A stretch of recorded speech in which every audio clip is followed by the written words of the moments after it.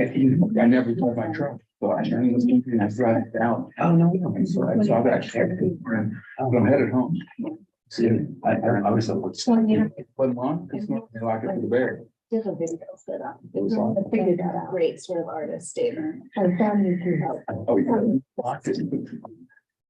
You would speak it a lot. I know, Lance said that, and then I thought. Oh, right, yeah.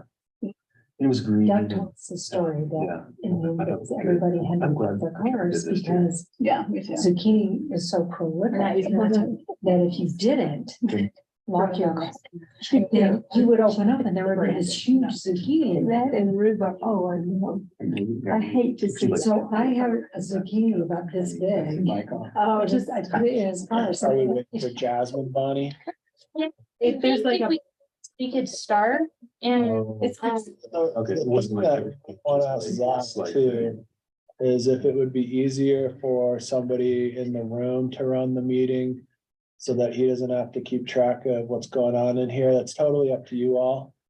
But we have a former chairperson that could do it, but it's up to Zach. And are you able to see how where everybody is in the room, Zach? Are you comfortable running the meeting virtually, or would you ask somebody in the room to do it? Totally up to you.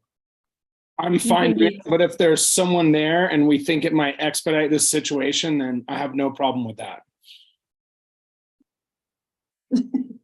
Everybody's looking at you. Zach, I'd be happy to quarterback from here. All right, thank you. Thank you, I'm Jeff. gonna hit Likewise. record. Jasmine has joined us. You are live. Good evening. It is Tuesday, October 3rd, 2023. We are live on the third floor of the Pitkin County Building. Remotely, we have Zach Matthews and Jasmine Tiger in the room. Doug, I'm going to blank in your last name. Doug Throm and Suzanne Caskey, and then myself, Jeffrey Woodruff, and I'm rusty at this, but the chairs arrived. So it was the shortest chairmanship. First interim That's like- time. That makes the Republican minority leader look good, Yeah, that was impressive, Jeff. right? That was impressive. Good job. I don't know, I think I saw you recently in some faraway excited place. Oh, really? Keep that off. That's exciting. Sorry, I'm late, guys. You can keep chairing, whoever was interim chair for the second. So the meeting is called to order. We have 6 planning and zoning members. Chelsea Clark has joined us as well. 6 of 7. On the applicant side, we have Michael Kramer. From staff, we have Nicole Rebick Stout, Leslie Lamont, and Ryan Neely and Bonnie Shiles. And then on the line, I'm assuming Katie is a client or an applicant. Katie is the Your office? architect from From Z Group that's Excellent. for the application. Awesome. Yeah. So the meeting is called to order at 5:05 PM. Apologies to Z Group for our tardiness. Commissioner comment unrelated to 500-acre lots and land use code text change amendments and 114 Maroon Drive LLC. Commissioners in the room, comments? Zach or Jasmine, commissions unrelated to 114 Maroon Drive or text code changes? No, Planning staff comments unrelated. Excellent. Any public comments unrelated to 114 Maroon Creek Drive or land use code text change amendments? I believe the one person we have online is Katie, right? Cool, secret. And Awesome. the Mike Kramer you see is actually from our office. That's Garrett who's listening in too. Yeah. So welcome to Garrett Larimer. This is a public hearing. The first order of business is 114 Maroon Drive LLC activity envelope site plan and GMQS competition for additional floor area within the UGB. And Nicole Rebick Stout. Thank you, Jeffrey. My name is Nicole Rebeck Stout. I'm here to do the community development staff presentation for the 114 Maroon Drive LLC's land use application that involved two requests. One was activity envelope and site plan review. The other is the GMQS competition. I'm joined here by Mike Kramer of Kramer Land Planning, who is the applicant representative. This this slide summarizes the requests. And I also sort of tabulated what the floor area story is. The GMQS allotment request is 566 square feet of floor area to an addition, an existing single family residence. The existing residence is 8,792 square feet. So the gross floor area with the requested floor area is 9,358 square feet. And the allowable gross floor area is 10,905. The process tonight, this was included in your packet. Basically, we need to score this application in order for the applicant to receive the floor area allotment, and a note that there is no other application in this competition tonight. So this is the only application that you will be hearing. So for the presentation outline, we'll go over where the site is located, and then I'll go over each request separately. I'll start with activity envelope and site plan review, and then go to the GMQS allocation, and then end with a staff recommendation. So this is a vicinity map. The arrow for the subject property is located in the Pyramid View subdivision there. And then I'll zoom in. You can see where this lot is. This is lot 4 of the Pyramid View subdivision. It's zoned R30. It's 1.16 acres in size, conforming for the zone district. And this property is located within the Aspen urban growth boundary. The master plan that's relevant for tonight is the Aspen area community plan. So this is a improvement survey. What this is showing is the boundaries of the property. You can see the footprint of the existing house, sort of oriented on the east. The shaded areas you see are slopes greater than 30%. And then the very dark areas are slopes greater than 45%. Although that's a Chapter 7 site constraint, we are acknowledging all of these slopes as slope anomalies, although there's no proposal to manipulate them. So here is an aerial view of the property. You can see the house footprint and all the sort of accessory structures around it. This sort of deck area here, this existing developed area is the area for the proposed floor area to be located. And then a sort of ground view of what that looks like. So the story is that the 566 square feet is not a new footprint, it's within the existing footprint. This is summarizing all of the points that we go through in evaluating compliance for activity envelope and site plan review. The long and short of it is that this property is not burdened by site constraints in general. And then additionally, there's no site work involved in this request in terms of, excavating for a new foundation or anything like that. It's built on top of the existing structure. I will get into the scenic view protection areas. The property is located in the scenic view protection area for State Highway 82 and Maroon Creek Road. We'll get to that.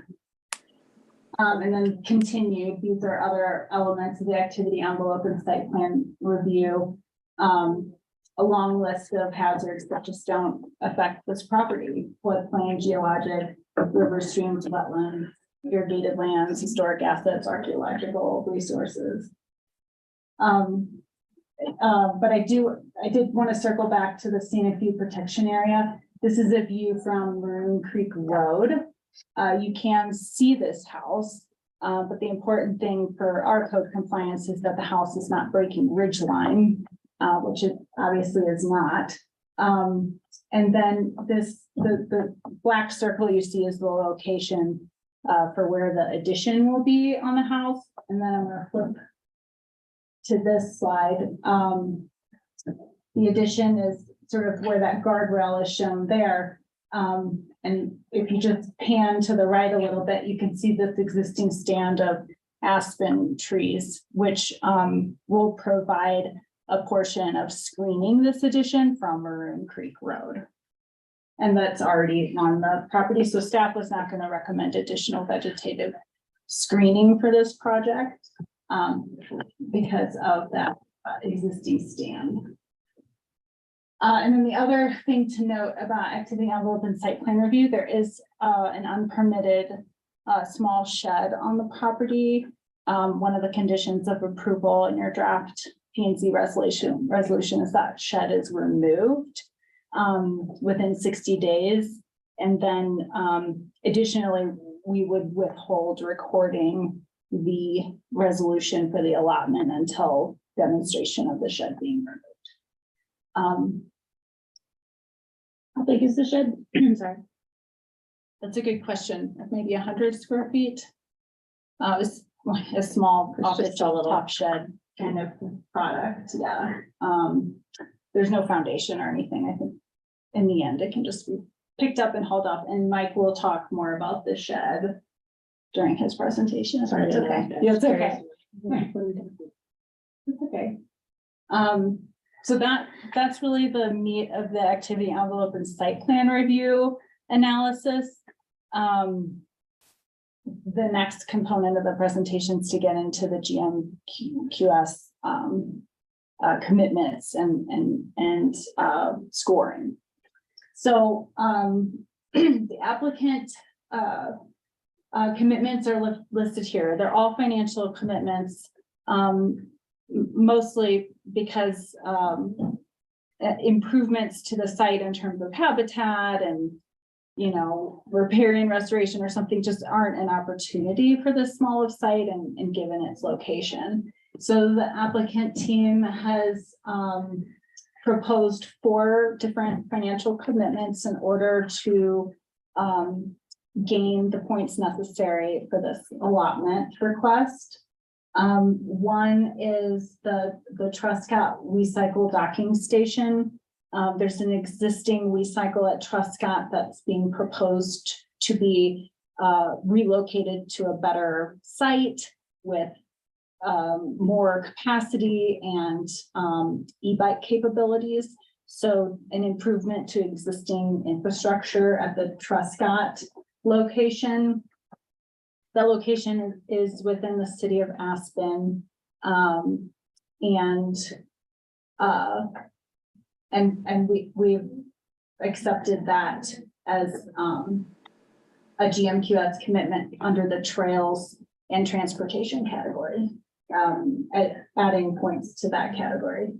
The second commitment is the Roaring Fork Conservancy Rudai Winter Release Program. This is all about protecting in-stream flows, which is a part of that, the review criteria under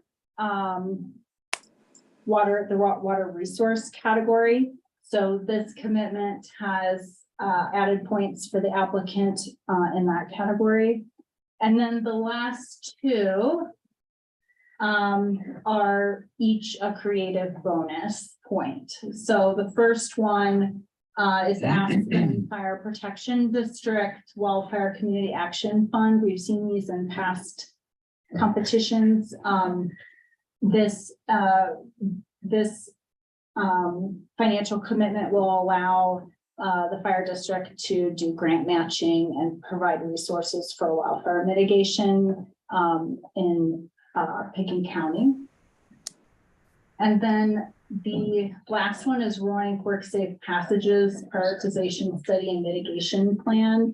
This financial commitment allowed for the development of that plan, and those that the plan would improve existing wildlife passages and provide new passages in terms of crossing the major highways in Pickens County, so 133 and 82. So that's the fourth financial commitment that this applicant has made.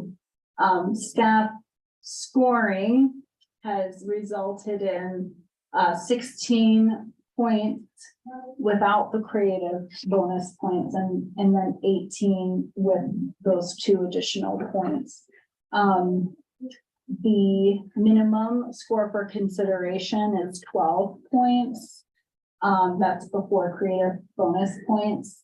And this, so staff has acknowledged that the staff scoring has resulted in this applicant meeting that threshold.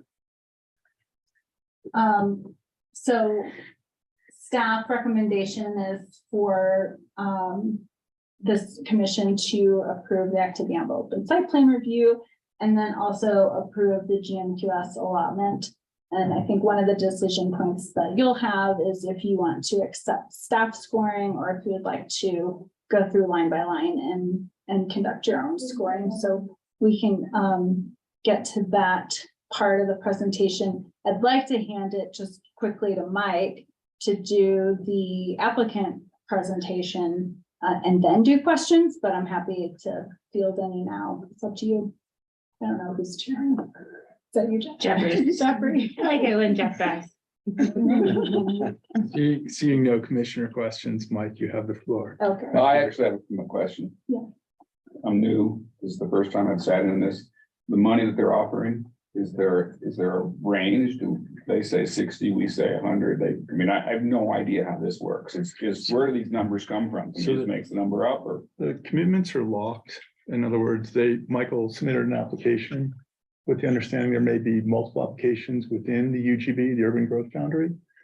And so the financial commitments that he's on the hook for, his clients on the hook for, are locked. That he's offering and based on the application. So there's no up to, it's Okay, that's 60,000, right? So it's 60, it's 60, And it's is 30, there any 30. point of, historic So precedence? then How do we get there? the land use code says that the award is commensurate with the value that's provided to the community. There's probably better language than I just There's some applied, but proportionality language in the code as well. But the very question you're asking has been discussed and debated in the Yeah. past, as you can imagine. The goal of the GMQS process is to create a competitive system, and as Jeffrey alluded to, in times when there's been multiple applications at one time, the applicant is essentially placed in a position to try and present the best package that they can at any given time. But to your direct question, the land use code does not present a range for the applicant to consider. And historically, I would say that this offers within what we've seen in the past. But that doesn't mean we won't see higher or lower in the future, you know?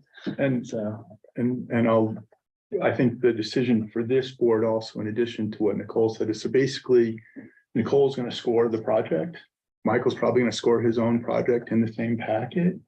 And it's up to someone on this board who's going to make a resolution to accept staff scoring, or we can actually individually, every member of the commission would score the project based on the criteria in the code. So one of the things we could do is accept the 16 points, but we should also, it's the P and Z that actually recommends the bonus, not staff. Staff puts it out there, but then P and Z's got Bonus it. at the bottom, the 2 points at the bottom for the bonus. And it would behoove us from a community standpoint to say yes to the additional $60,000 to the 2 nonprofits. It's interesting, the last couple of applicants have started to make their nonprofit donation through the GMQS scoring, which is a change that we've seen over the past few. You're giving the quizzical look, Leslie. But we've seen that rather than going to Aspen Fire or other direct government entities, we've also seen them reach out to nonprofits. I see. That's where I'm going. So you get a tax deduction in addition to your award. Cool, huh?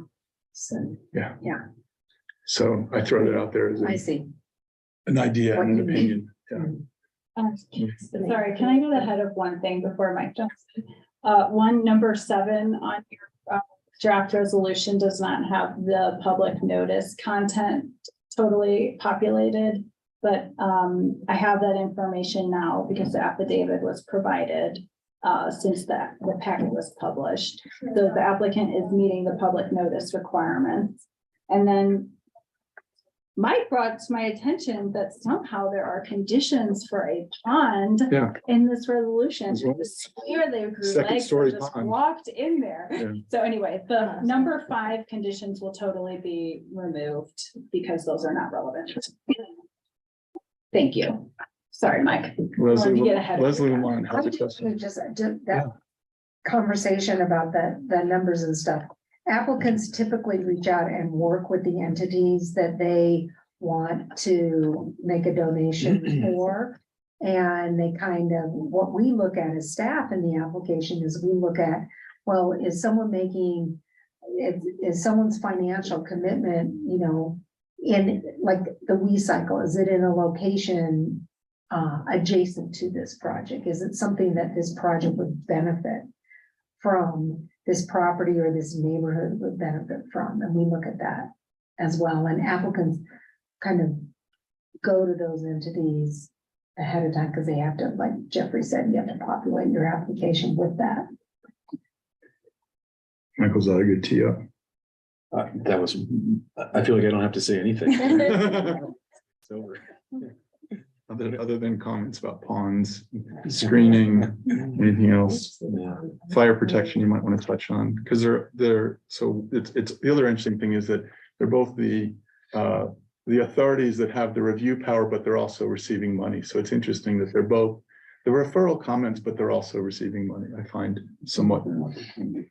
Way to pick out all the nuances. Sorry, all in just, it's all in italics. Is this a sprinkled house already? Is it, sorry. Is the house Oh, sprinkled? sprinkler, It's yes. already sprinkled. Yeah. Yes, and Aspen Park did participate in the site visit and required the addition to also be sprinklered and a new knock box to be added to the front door, and those conditions are in the resolution. Yeah. And then you're fine with deciduous trees as screening? As a landscape. You know, architecture question. This property is located in a low wildfire hazard area. Yeah. And so as long as that Aspen Fire was okay with it, we would support that. Michael, anything to add? A few comments.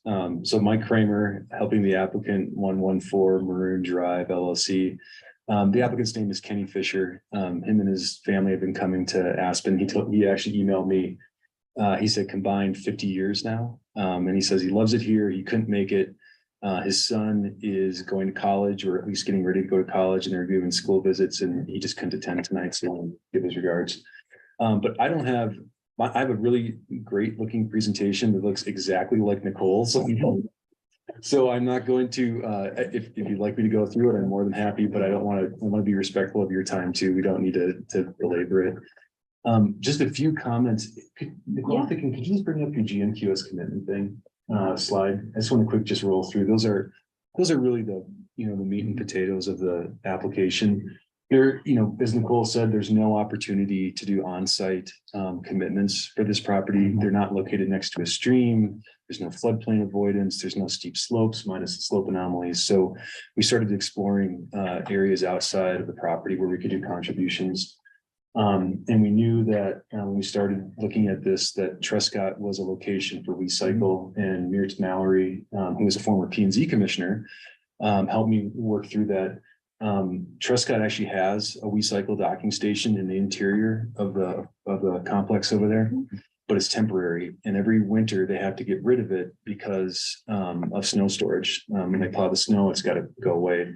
So Myrta very graciously worked with the city, and they found a docking station location that'll work near the Rapto transit stop. So this commitment provides funds to WeCycle for solar power docking station and then a permanent pad. So that's what it will fund, and that commitment, Doug, is commensurate with what Myrta needed to get that project launched, and that's how we got to $60,000.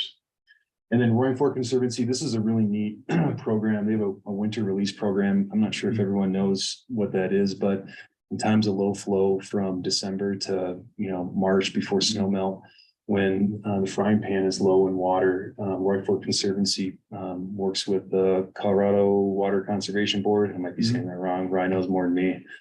But they release water and it takes money to do that. And this contribution goes to Rick LaFaro and he is more than happy to accept this. And we worked with him on a number also that purchased that in-stream water right to do that. Aspen Fire Protection District, I think in the last 2 years, Rick Valentine has done this community action plan for wildfire, and it's a fund. And it's basically monies that they're accepting to do wildfire mitigation around Pickens County. And they work with private property owners. They'll work with the Forest Service, BLM, and they have a matching grant component to this that'll mitigate wildfire hazards on land in Pickens County. And it's a great program, and it's matching. And I know that the Aspen Fire District is really excited because they'll get an extra 30,000 on the match with this. So it's great. And then lastly, Roaring Fork Safe Passages. This is really interesting, and this is a creative bonus point, but Cecily D'Angelo is the executive director, and Roaring Fork Safe Passages is a pretty recent nonprofit that's been formed, and their whole mission is to try and get big game and animals across Highway 82 and 133. And for all of us that travel up and down 82, I mean, just by my house in Basalt, I know that's a focal point, and it's just really sad to see elk and deer just killed by cars. So her mission and her Roaring Fork Safe Passage is to try and find and study these areas, and then hopefully implement some projects that either would put an overpass in, an underpass, additional fencing, or some other technological technique that could get animals across the highway. So they're studying it. They also have grants coming in, I think maybe from the BOCC too. That might have been something that came through recently. But anyway, this is going to fund the study, and the applicant Kenny is really excited about all of these commitments. We worked really hard with all these entities to do this, and that's our commitment for the GMQS portion. We totally agree with Nicole's scoring. We don't have any comments on it. It was great to work with her on it. We had a successful site visit. And when you're ready, Jeffrey, we have a few comments on the P&Z resolution for the conditions. So any questions for either, we'll come back to your changes, updates. Any questions for either Michael or Nicole from commissioners? So at this point, I would entertain a motion to accept staff scoring of 16 points. And I would also. Isn't today a public hearing too? We have Katie, who's the architect, and Garrett, who is But I think with we Michael. do need to open the public hearing and then close the public hearing. I know. Damn chairs, I just want to get through stuff. At this point, it's a public hearing. Anyone who has public comments in regards to the GMQS allotment to the Maroon Creek residents, please chime in. I don't know how to do it on Zoom, but. Jeffrey, we have one in attendance and they have no comment. Fantastic. At this point, I would welcome a motion from a commissioner to accept staff scoring in the residential GMQS within the urban growth boundary of 16 points. I would also recommend that we accept the 2-point creative bonus, which would bring us to a total of 18 points. And that will be separate from the overall resolution from P&Z. So it's just to accept staff scoring and to accept the 2 points of bonus. Looking for a motion. Yeah, I'll make that motion to accept staff scoring and accept the 2-point creative bonus. And that's second. So all those in favor, any further discussion about either staff scoring or the acceptance of the 2 points in bonus? No italics. Zachary or Jasmine? Okay. So I will do a roll call vote. Doug? Yes. Suzanne? Yes. Chelsea, motion, yes. Yes. Zach? Yes. Jasmine? So motion passes 5-0. The chair is also a yes. We're moving on to the P and Z resolution, which is page 7 of the packet. The resolution of Planning and Zoning Commission of Pitkin County, Colorado, granting approval of the Maroon Creek Drive LLC activity envelope and site plan review. We've already discussed number 7. We've dotted in the i's in terms of the public notice. We've removed the pond from the site plan, number 5. And Michael, you had additional changes to the recitals. If you'd be willing to consider, I brought this up to Nicole earlier today. And the shed on the property, the owner didn't put it there. He Right. bought it like that. It's been there since he bought it. He has no problem getting rid of it. But the one thing that we're concerned about is that we might not get a demo permit within 60 days, given how long building permits take in the system. We'd like to initiate the demo permit by the end of this week. We talked to Katie, the architect, and we can do that. But we're wondering if we could extend that out to 180 days. We really don't want him to get a notice of violation if he can't get a permit within 60 days. And we're committing to submit the permit by the end of the week. Yeah, and staff's comfortable with that change. I think, sorry, Ryan, I thought Ryan was gonna say something. I think our big carrot was to withhold the GMQS covenant. So I don't have any issue with extending the number of days. Been there For the that long. demo. Yeah. I don't think I've heard anything. Yeah, and just for Couple more months. clarity, it's maybe 100 square feet. There's no one living in it. It's just empty right now. And we wanted to get it. Living in it. Yeah, it's not habitable. Excuse the answer. Guest house, a tiny house. Yeah, it's not a tiny house. I'm hoping I could put it on at my house and so.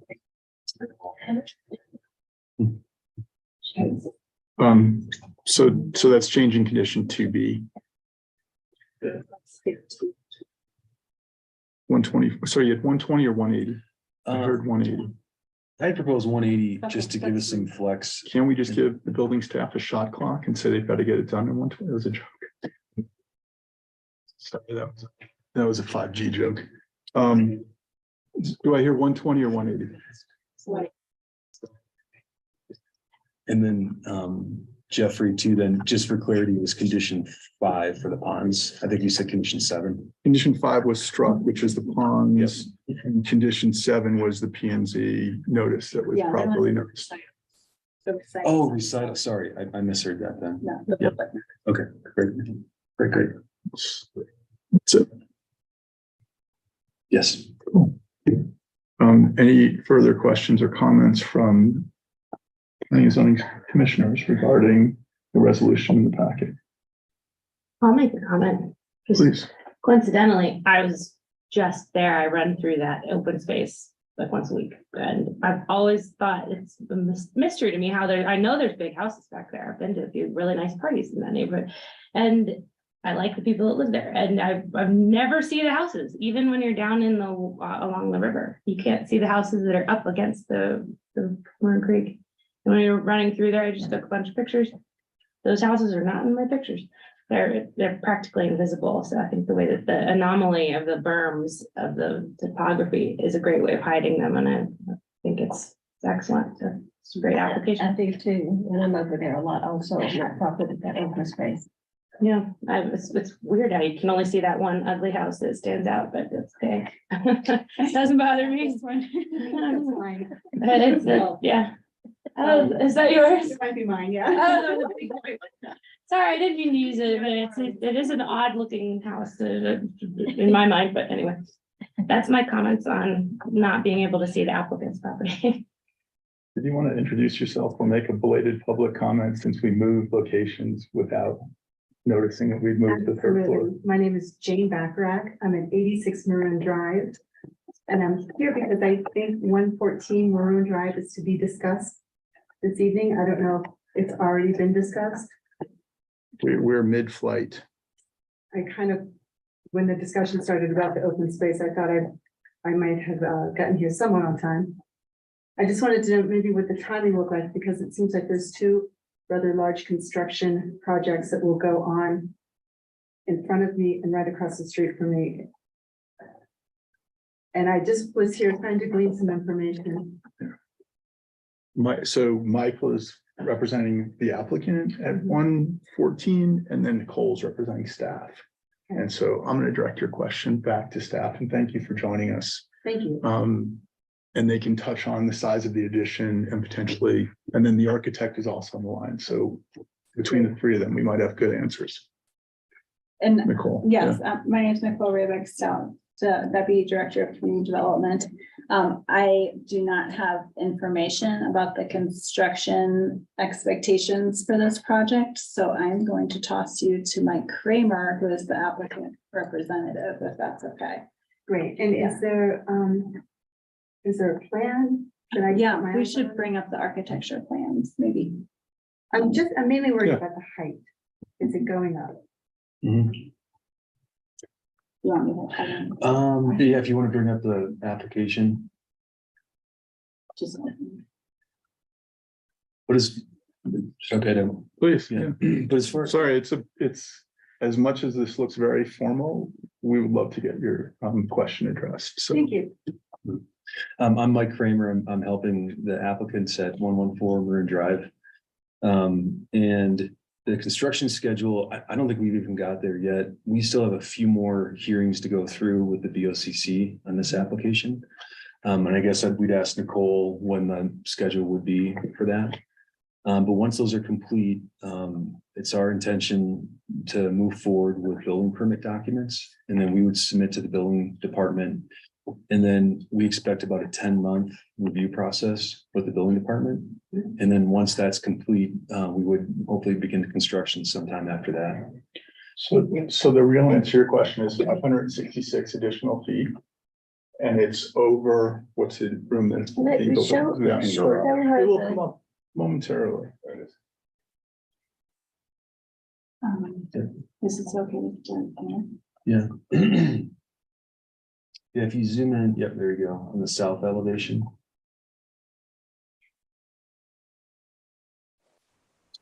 So the, Somatic view corridor will be compromised with what I'm seeing. Is that correct? I don't know, I haven't been to your property. I guess the portion on the right, that looks like, almost looks like a second garage. Oh, right there. I don't know what it really is. So that currently doesn't exist. It will come up again. So the existing is the stone. And then the proposed is the horizontal wood siding. Mhm. Yeah, and it's a 566 square foot addition on that side. And it's for a master bedroom, bathroom addition, and then also a small workout room. Would you also bring up what you showed to us? Yes. The, sort of from the backyard depictions. That's. Yeah.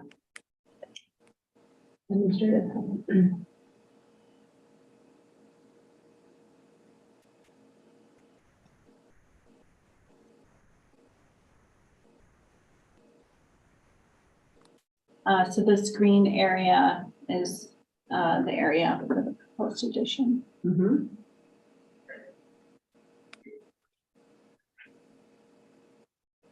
And this was sent to the neighbors, right? Anybody in the radius. Yeah, that was part of the number 7 recital for the public noticing. I was just walking my dog and saw the notice on the board. Yeah. Had a few hiccups in my life this year, so I'm just now kind of catching on to what's happening in our neighborhood. Thank you for sharing.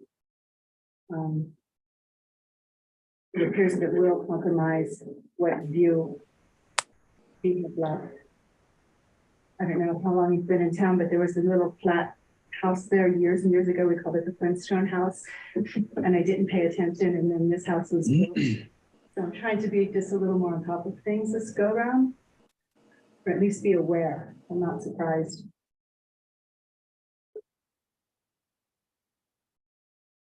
Any further questions?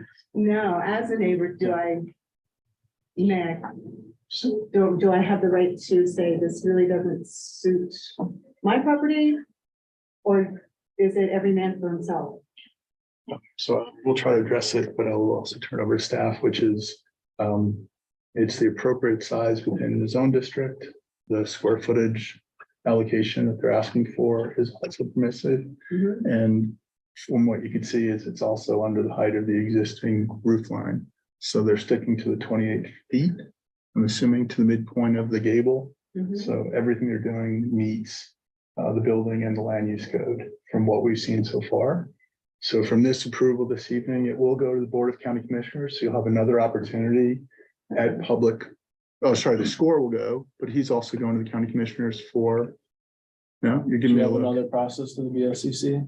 You said I think the BOCC, they'll just accept the score. yeah, There is not, I don't think there's another opportunity to go. This application won't come up before the BOCC again.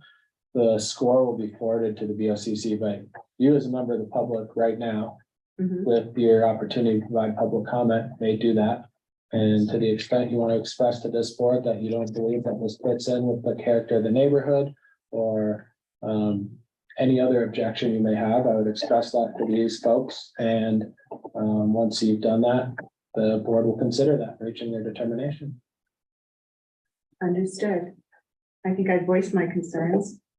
But it sounds like I have a very small voice, which I understand. They're complying with everything that's been asked. The neighborhood has certainly changed. Thanks for your time. Likewise, Jane, thanks for your comment. Yeah. Thanks for coming.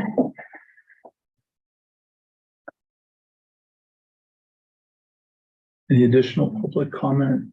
We have one attendee. Moving downstairs for a while. For a few minutes, and then I just went and explored. Sorry, I was down there for a little while directing people. Thank you, it's fine. Okay. It's fine. Have a good evening. Thank you. Any further public comment?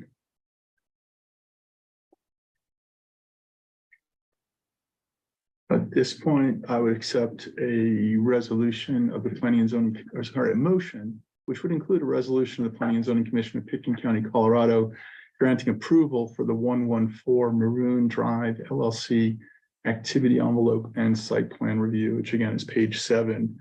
The changes in the motion would be number 7, that P and Z has been properly noticed, the public notice is properly noticed. Number 5, we struck the pond, and that on 2B, we changed the demo of the existing shed from 60 to 180 days.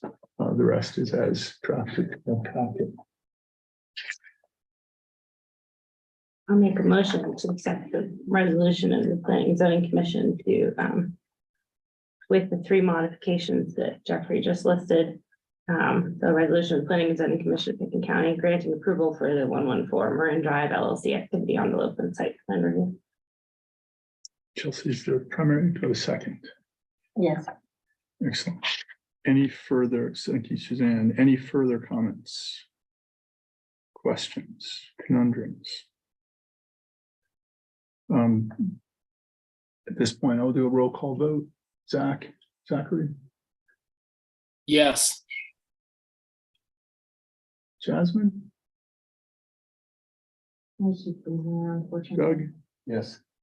Suzanne Caskey, Yes. Chelsea Clark, Yes. and Jeffrey Woodruff is a yes. Again, the motion passes 5-0 to 0. Thank you for coming in, and thank you to Garrett Larimer for being on the line. Thank you to Katie. Apologies, we didn't call on you. But thank you for joining us from Z Group Architects. And thank you to Nicole Rebeck Stout for your presentation. At this point, you guys are welcome to Thank you. what do they call it? They call it a Senate 5.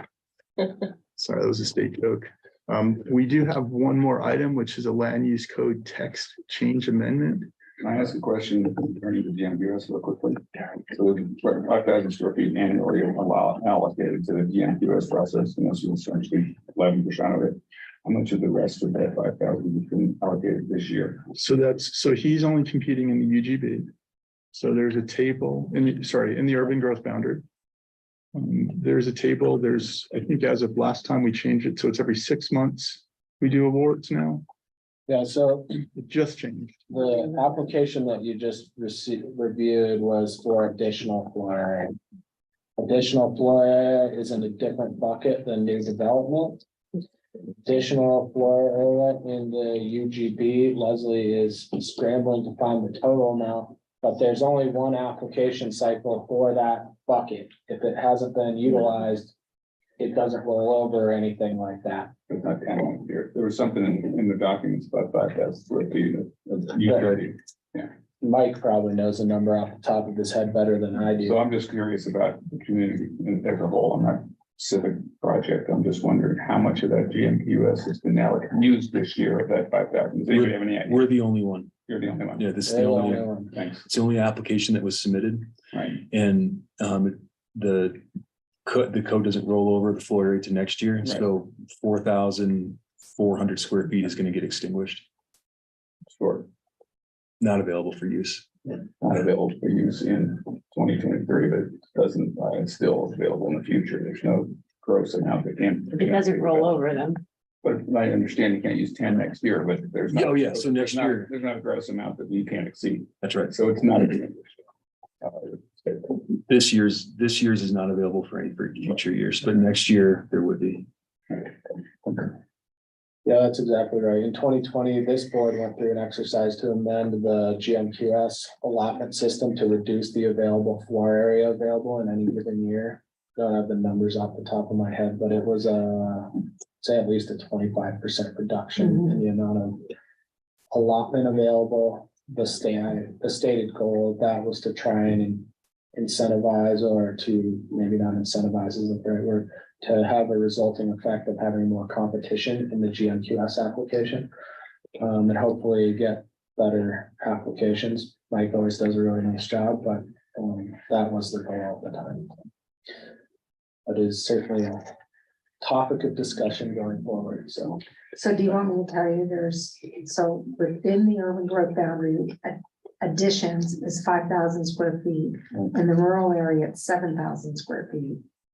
And then for new lots and parcels within the UGB, it's 11,500, and for the rural area, it's 17,250.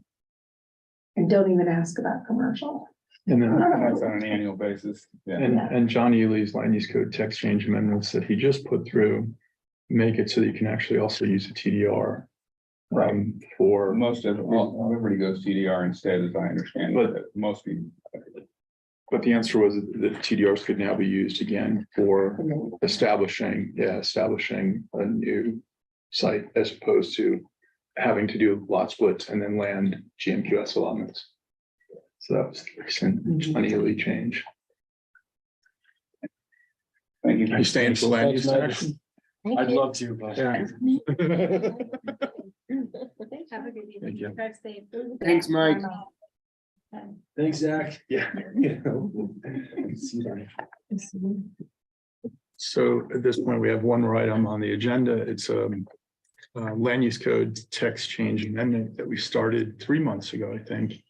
That is the update for 500 acre lots that receive a 15,000 square foot GMQS exemption. And so the RI was in front of this board. This board did not look to remove that award from the land use code. And then he went in front of the BOCC, which recommended updates to the existing land use code, similar to what P and Z said, and not removing the language and then starting over again. That's a good introduction. Thanks, Jeff. Yeah, I'll go back through that a little bit. Just for the record, I'm Brian Ely. I'm the assistant county attorney. This is what's in front of the board right now is a resolution of the Planning and Zoning Commission, which would amend Title 8 of the Pickens County Code. And specifically the section in Title 8 is 63070. So chapter 6 of the Pickens County Land Use Code is title. It generally deals with GMQS and TDRs. The process that is in front of this board right now is a land use code text amendment. The land use code text amendment deals solely with changing the language within the land use code and does not deal with things like zoning or allowed uses in a zone district or anything like that. Those type of actions would be a zoning action rather than a land use code text amendment. A land use code text amendment is the criteria for that. It's set forth in section 23040 of the code and 24010. It's a two-step review process. And the way that that's outlined in the Pickens County Code is there's a recommendation from both staff and then the Planning and Zoning Commission to the Board of County Commissioners regarding the proposed change to the land use code. The criteria that is set forth in 24010 of the code is rather bare bones, but it requires that the land use code text amendment be consistent with the Pickens County Comprehensive Plan. The next one is that the proposed text amendment is drafted in a form that is consistent with the overall organized format of the code. If you can tell me that the code is organized in any way, then you're doing a pretty good job that I can't understand. The proposed land use code text amendment repeals and reenacts the entire relevant sections of the code. What is in front of you today is consideration of a GMQS exemption that has been in the land use code for a number of years. By GMQS exemption, I mean, this is an opportunity to add additional floor area to a parcel without utilizing the GMQS allotment scoring system that we all just considered right now for adding additional floor area, or using a TDR to exceed the presumptive maximum floor area for a property of 5750. The allowable 5750 floor area on a property in of itself is an exemption from GMQS. That's stated in the code. If you have a lot that has a development right, you do not have to utilize a TDR or GMQS to construct a home up to 5,750 square feet of floor area. The exemption that we're talking about today is for large lots or parcels. That's for parcels that exceed 500 acres. As the code is currently drafted right now, a lot that has 500 acre, I keep saying lots, and I changed in here, it really should be parcels. No 500 acre parcel in Pickens County has been designated as a lot. So it really should be in the lot by means of subdivision lot. It really should be parcels of 500 acres or more. What the current code does is allow a parcel of 500 acres to presumptively develop, assuming they utilize this exemption, to develop one single family residence having a floor area up to 15,000 square feet. That is without the utilization of TDRs or GMQS allotments. The change that is in front of you all today is something that, as Jeffrey alluded to, I think I originally presented to the Planning and Zoning Commission in May of this year. I also talked to the BOCC at that time. The BOCC, and sorry, I was talking about the review process. It's a two-step review. The Planning and Zoning Commission makes a recommendation to the BOCC, and then the BOCC considers that recommendation in the form of an ordinance action, which requires 2 readings to the board. On first reading, they approve the proposed ordinance. On the second reading, they adopt it, or they approve it with changes on first reading, but the process can change between those 2 meetings. When I initially presented this to the Board of County Commissioners, I had proposed, and when I presented it to this board, I had proposed removing this exemption from the land use code altogether. At the time, I felt like, and I still to some extent feel like, the way the language is drafted does not promote the goals in the Pickens County Comprehensive Plan, which is to locate development in the most appropriate places on any given lot or parcel. At the time, I thought that the 500 acre GMQS exemption allowed folks to generally locate the proposed residence anywhere on the 500 acre lot within the constraints of the Pickens County Land Use Code. But given the size of the lot and the various constraints in the code, I thought it would often result in a single family residence that had attendant infrastructure that had inappropriate impacts on the parcel itself. In any event, this board did not support removing the language from the code altogether. And ultimately, the BOCC, after hearing recommendations from this board in that regard, also declined to remove the exemption from the code altogether. A lot of the reasoning that the BOCC applied in declining to remove the exemption was based on comments I got from this board. And a lot of them were really good comments, and I really like this conversation to be just that, a conversation, rather than me just talking to y'all, which I'm doing a lot already. The main comment I heard from both the P and Z and the BOCC in opposition to removing this exemption from the code altogether was that, hey, maybe it's a good thing that we incentivize development of large parcels with only one single family residence. That was the majority of the comments that I heard, I think, from this board and the BOCC was, there's maybe some unintended consequences of removing this exemption from the code, whereby perhaps a developer, instead of utilizing this particular exemption, will go ahead and do something like just split the lots using a 35-acre subdivision exemption, or go through a full subdivision process that may be ultimately a less desirable outcome from the county's perspective and the surrounding neighborhood's perspective.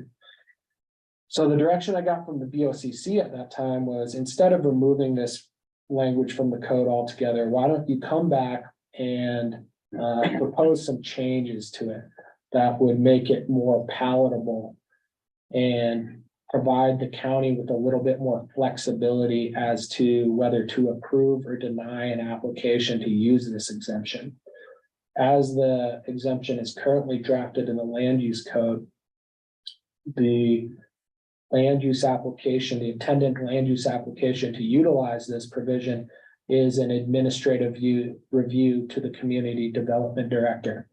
The administrative review is a one-step review. And as I just discussed, that's in contrast to like a two-step review, what we're doing here, where the P and Z looks at it, and then the BOCC looks at it.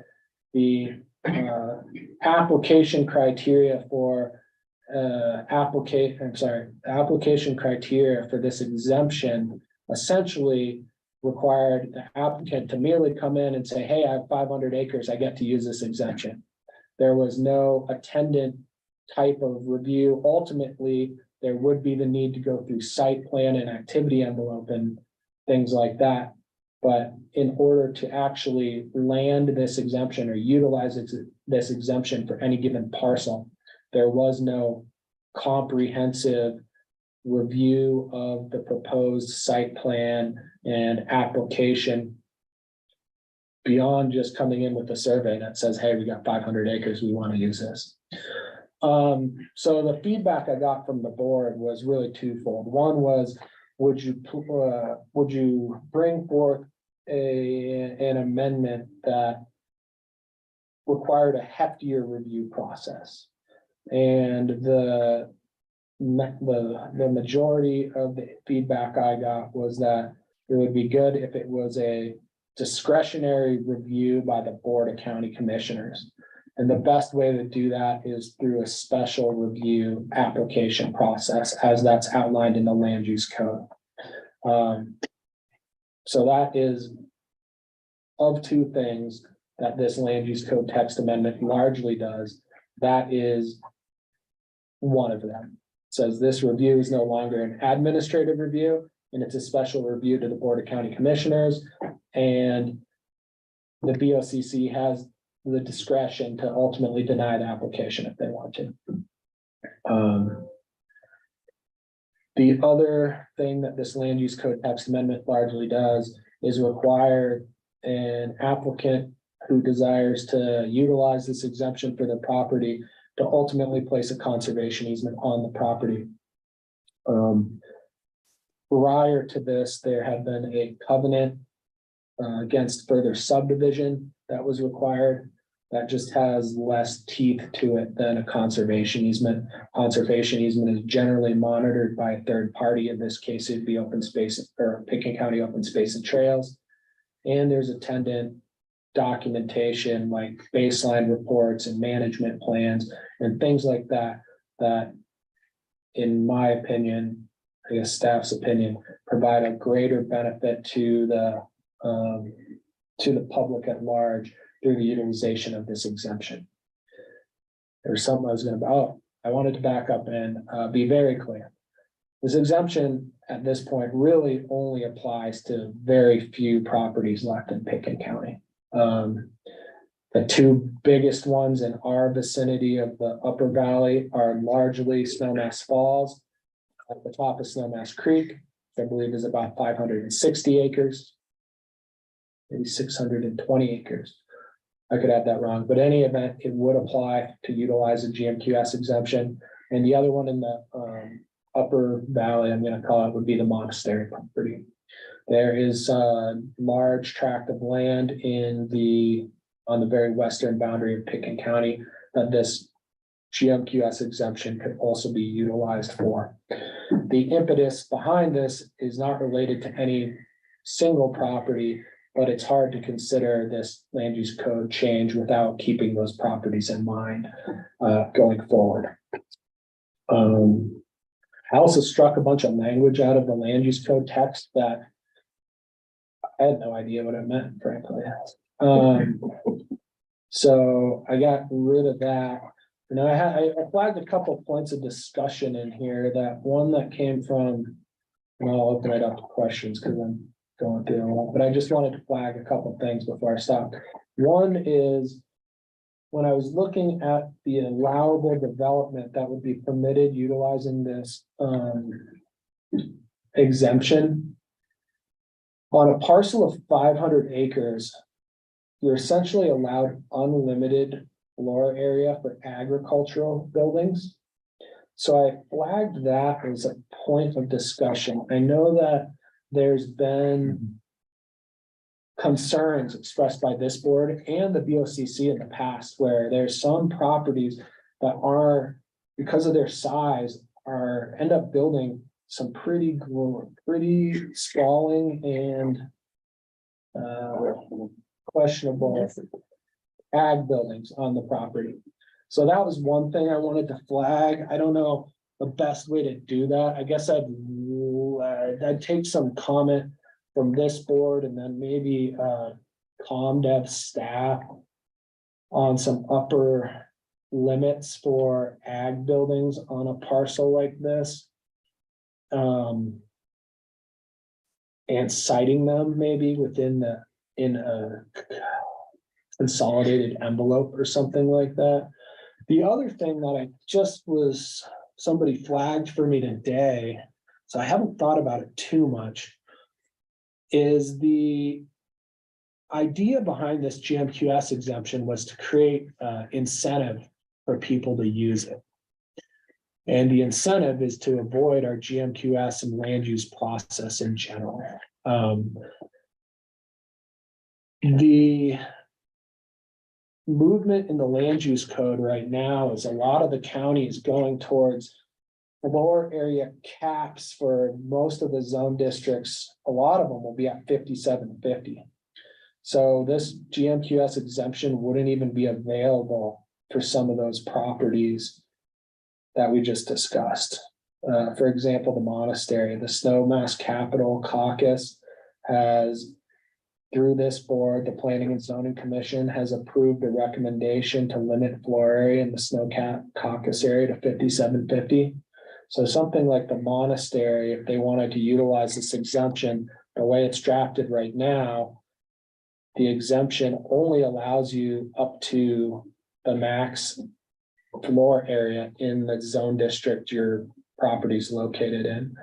So if your property has a zone district overlay at 5750, there's really no incentive to utilize this exemption in that circumstance. What I had thought about, and I just thought about this today, so it's a point of discussion, like I said, looks like the county is moving towards a final maximum floor area of 9250. Or at least that's gonna be the staff recommendation Intermittent, for now. for now. So the one thing to potentially consider in this is to keep some of the incentive in this exemption to allow, would be to permit development of floor area up to the maximum allowed in the county as a whole, as opposed to the more restrictive zoning overlay. It's a point of discussion to have right now. Why would you? The reason I'm bringing that forward now is because a lot of the comments that I heard last time I was talking about just removing this language from the code altogether was, hey, maybe it's a good idea to keep this incentive in here. Maybe we like the idea that, you know, some folks will just be like, you know what, I don't want to deal with the county. It's easy to process this land use application. I'm going to go through it. And by the way, if I do this, I can exceed the allowable floor area in the zone district by almost 4,000 square feet, maybe a little bit less, if it was 9250. So it's just a point of. Would you make that, sorry, Well, would you make that the same with, like, if Capitol Creek Caucus reduces to 5750, you would? yeah, I guess that's what I'm Exceed the saying. If caucus. Capitol Creek Caucus said, hey, we're recommending a floor area limitation for the snow cap caucus at 5750, and the BOCC adopts a zoning overlay, I guess this could potentially override that zoning. Things could be an incentive. You can't. Capitol Creek says 5750, and then the county says, well, that's so well and good, except this guy, we're gonna give 92 or whatever the number we want to give them. I mean, I just don't feel like you can, they can do that. And if the residents of the area are saying the max is 5750, you don't want somebody else to come down and say, yeah, well, that's good for you guys, but this guy, we're gonna get more. I mean, I find that personally distasteful. Right, so that's not fair. A rich guy comes in, you know. Well, that's why I put it as a point of discussion. I'm not For proposing. me, I'm 100% against that. Despite 500 acres being conserved? So Anyway, are you good? I think so. I mean, I already got that. I'm glad that touched off a good point of discussion. So those are the two main things I wanted to highlight, the ag buildings and the potential to exceed the presumptive zoning for the zone district. I clearly hear one against it. So, and I thought that in recent discussions, about floor area, it was always said, like in the growth committee meeting, that the caucus decision rules. Is that not? no, the caucus decision does not roll. The land use code rules. Yeah, the land. So The caucus. the way, as you're aware, the way the caucus implements the master planning process, utilizing and the authority to create the master plan is with this board, the Planning and Zoning Commission. With respect to suggesting or recommending a max floor area for a particular planning area, whether that be a caucus planning area or some other planning area in the county. The Planning and Zoning Commission makes a recommendation in the applicable master plan as to what that cap should be. Mhm. Until the BOCC takes a formal zoning action to implement that house size cap, the planning and zoning action or the master plan memorialization of that is simply a recommendation. So because the caucus does something or the P and Z changes a master plan to make a recommendation in that regard, until the BOCC takes an action on that, it's not binding in that particular area. And then does it become binding once the master plan is adopted? Not once the master No. plan adopted, once the Board of County Commissioners considers that master plan recommendation Mhm. and takes a formal zoning action. As an overlay, for example. Either as an overlay or changes in zone district. Maroon Creek Caucus area would be a good example of that. Maroon Creek Caucus was the applicant on that particular action. They made a application to this board to update the master plan to reflect a house size cap in the Maroon Creek Caucus area. Yeah. And then ultimately, they submitted an application to the Board of County Commissioners for a zone, to take a zoning action to implement a 5750 house size cap in the Maroon Creek Caucus planning area. And was that approved? It was approved. But it hasn't been approved to the Capitol Creek Caucus? No. No, the master plan is approved, but not the overlay is still in sort of So sketch each plan. planning, so each caucus area east of Aspen, all these different ones that have different maximum required, unless it's been codified, if that's the correct word. That's a great word. You could appeal it as a landowner at this point for like Sonoma Capitol Caucus or. Not just appeal it, you wouldn't be bound to it at all. You're not subject to it. So there's construction in Upper Snowmass right now, or sorry, in Snowmass Capital, that's that's GMQS plus TDR. So to the chagrin of neighbors. Yeah, and to Brush Creek, they went through that, but it hasn't been codified yet. 5750 hasn't been codified in Brush Creek Village either. Well, I do think that the BOCC takes into consideration the caucus recommendations. They always say we strongly factor in the caucus recommendations, so.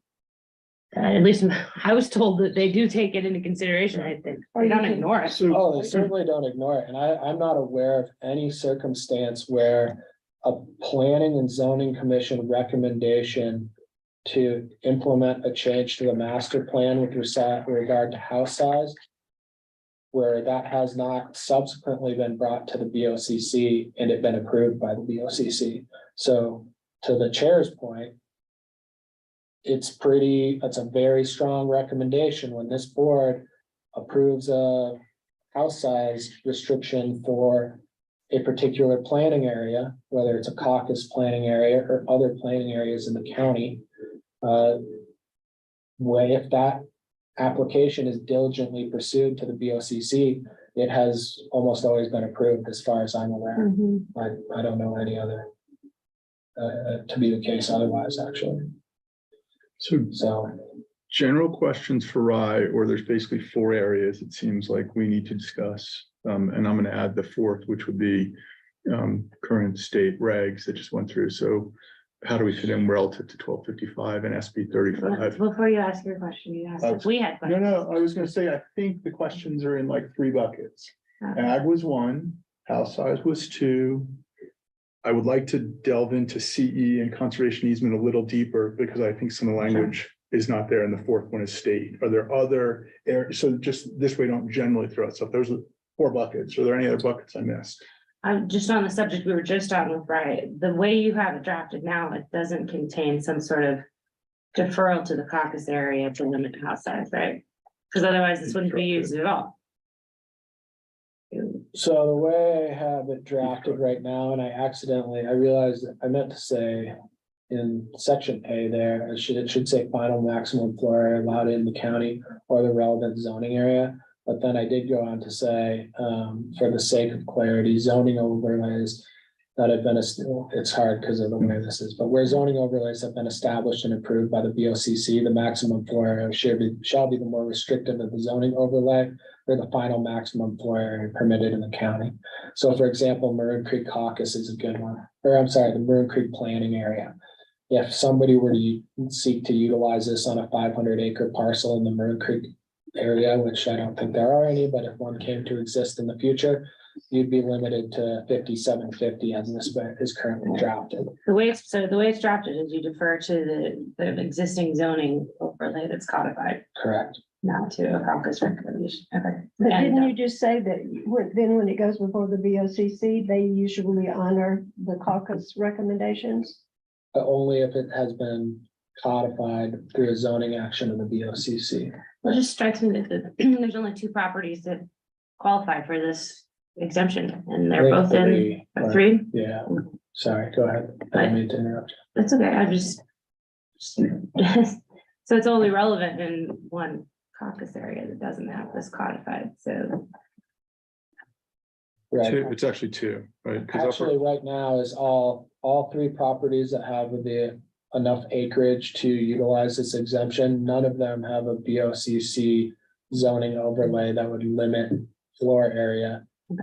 to below the maximum size in the county. Okay, so people can actually use amended language and apply it. Okay. So then, Yeah. that's my question for now. What else? So we've touched on house size. Anything else further on house size? I'm just striking them all. I'm. Go for it, Doug. So I understand that the idea, and Leslie said it, so if you give them more square footage, maybe they don't divide up the 500 acres. But by right, they can divide them into 35, is that by state, right? SB 35 is Right, basically so- subdivision. Right, so the 500 acre or however many acre monastery property, I mean, let's be realistic, we're talking about monastery and Snowmass Falls, realistically. So the monastery could be divided into, if we call it 700 acres for the purpose of conversation, 20 lots. Each with, if Capitol Creek gets their ways with 5750. By right, Well, max 5750. they would still have to compete in GMQS or utilize TDRs to establish the development right on each one of those parcels, Okay. but you are generally correct. Yes, they could create 20, 35 acre parcels that could potentially be developed at some And point. they'd be by right at 5750. Once they establish a development right on it through utilization of a TDR competing in GMQS, yes, they would have 57. And does what we're talking about today have any impact on that?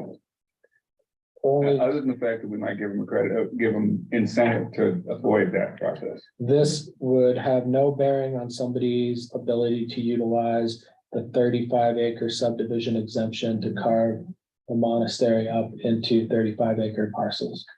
There's no Other way than to do that- that, other than what other you're than talking. potentially incentivizing them to do it. Okay, thank you. Yeah, That's But what I- to finish the thought, in the alternative, they could build one final maximum floor area allowed in the county property. Instead of, Without having to go through GMQS or right, TDR, but special review. which That's is what we're a suggesting. costly process and time consuming. So they could, instead of subdividing over a long period of time to create 20, 35 acre lots, they could build one house that's the size of the final maximum floor area allowed in the county. Your new language is written. After tearing down all the buildings that are there already? for the monastery. Yeah. Yeah. Yeah, so that question's come up a number of times. Generally. Generally, yes, I guess. Without going in, there's so many potential development opportunities for that property, right? But as things currently stand, that development that's there right now, if someone were to try and maximum build out, likely just utilizing the existing code without participating in a master planning process or something would probably, I would guess, eliminate those buildings unless they, I can think of a bunch of ways to incentivize a development application utilizing those buildings. But they do represent a utilized development right on the property. So. Do you know how many square feet are out there now? I couldn't tell you off the top of my head. Suzanne would have a pretty good idea, but all that was approved as essential community benefit type of property, and should that use change, I could see a scenario where those structures get eliminated. Okay. You'd also see a scenario where somebody would seek to do something like a historic designation and seek very real and valuable benefits from doing that. So there's a lot of community benefit that could be preserved, I guess. Yeah. Hopefully. And are those properties, the two, Snowmass Falls and the monastery, are they TDR sending sites? Can TDRs be pulled off of them to distinguish development on them? In certain circumstances, yes, but generally there's TDR sending sites for the purpose of some types of applications like constrained site TDRs and things like that. Those properties could be utilized as TDR sending sites. Absent a rezoning action, I don't think either of them Because they're not. would have a presumptive. They're not rural remote, they're rural in the growth plan. Okay. That's not So, development what I- opportunity necessarily for a buyer. What I'm trying to do, I guess, is strike a balance between eliminating this exemption from the code altogether, which is what I had originally proposed to do. And maintaining the exemption without completely eviscerating its, the incentive associated with using it. And I'll tell you right now, the BOCC took this group's recommendations and conversations very much in consideration when they considered this last time. And I know they'll be interested to hear that balance, that yin yang, as to trying to maintain an incentive here without, eliminating it altogether. So, So let me see if I understand this in the simplest form. This maintains the exemption, but adds another level of review definitely. and builds in the conservation easement idea. It also redlines the flat out 15,000 square foot, and it says that it has to be the final maximum floor area allowed in the county. So it's gonna line up with future land use changes to. Mhm. Yeah, and I drafted that with the idea that I didn't know what the future held for maximum floor area in the county. And instead of coming back and changing this every time that adjusted, it would be pegged at maximum final maximum floor area, which is a defined term in the code. Yeah, good job.